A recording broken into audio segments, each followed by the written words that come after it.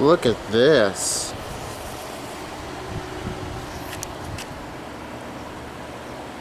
I can't even really see it on the camera because it's so bright in here, but oh my gosh. Oh yeah, there we go.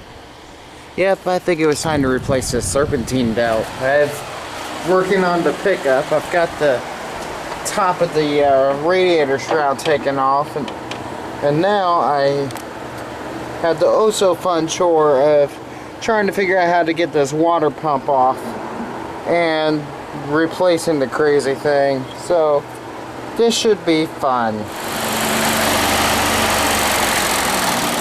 Whew, dang. Well, I've got the thing, clutch, fan, the other thing off, got these studs taken out.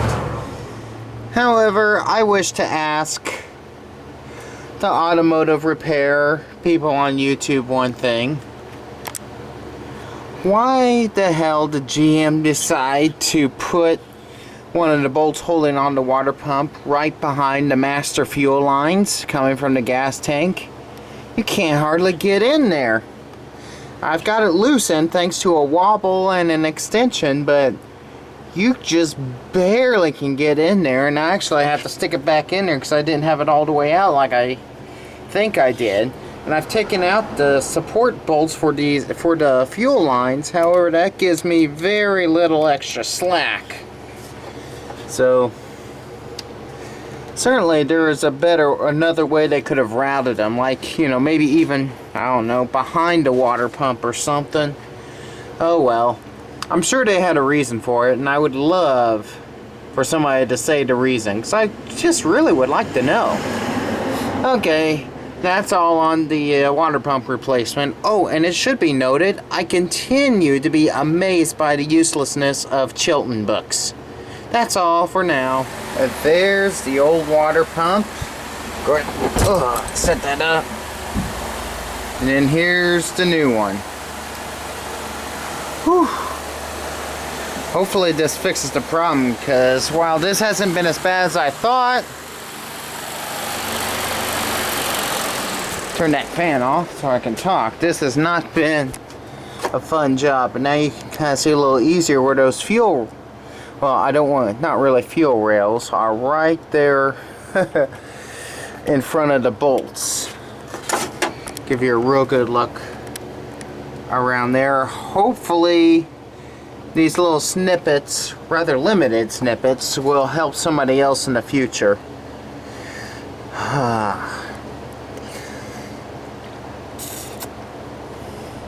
But they say, according to the Chilton book, they say it's easier to take out the radiator. I have not really had any trouble by leaving it in place. It just wobbles a little bit, but we're good. So anyway, I'm gonna see if I can find me a putty knife and touch those up and get them all clean as I can. So hopefully I don't have to do this after I put again with the new water pump. And need to clean that off. But that's another project. So get you another good look down in there. Alrighty. Alright, UXW Bill. Here are the settings on my nano compressor. Got her all back together. Got my brand new serpentine belt installed, which was interesting because it's been a long time since I've replaced a serpentine belt. Getting ready to put some dump antifreeze in, and got my little tester thing, so hopefully I can get that somewhat close to where it should be. And hopefully I didn't... this fan, that's kind of a booger to deal with, but hopefully it's on well enough. Those bolts they're not bad breaking loose, but getting them on snug is not exactly easy. Come on, focus. Okay, it's gonna be a dork.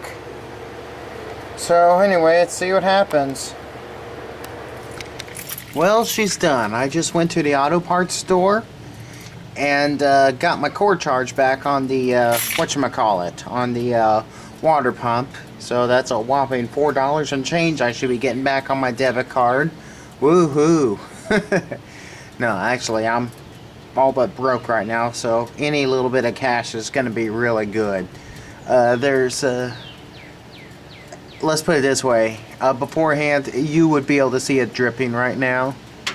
And I'm going to keep watching it, and after a couple hours, after the truck has a chance to cool off, I'm going to pop the rad cap, check the level, and my ratio. Make sure I've got a good antifreeze to water ratio, and as soon as all that's good, I'm going to call it done. I need to wash my truck clean really badly, though I don't know if I'm going to be able to get to that. Tomorrow night, I'm probably going to mow. So, maybe Friday I'll be able to wash it. A little cold for that. Or, oh, I know, I'll wash my truck clean tomorrow and then mow on Friday when it's going to be like 70 degrees. There we go.